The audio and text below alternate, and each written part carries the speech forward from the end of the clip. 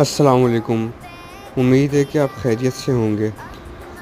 मैं आपके लिए आज बहुत मज़ेदार वीडियो लेकर आया हूँ। आप सामने स्क्रीन पे देख रहे होंगे कि किस तरीके से अंडा हैच हो रहा है, बच्चा उसके अंदर से निकलने की कोशिश कर रहा है, स्ट्रगल कर रहा है वो इस दुनिया में आने के लिए।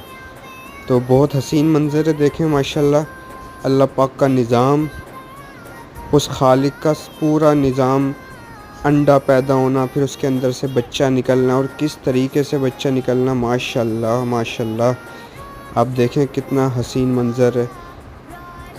अब वो कोशिश कर रहा है कि अंडे का छिलका मुझसे दूर हो जाए ताकि मैं अपने बहन भाइयों के पास जा सकूं। माशाल्लाह बहुत ही हसीन मंज़र है। अल्लाह पाक की शान है, अल्लाह पाक की कुदरत है।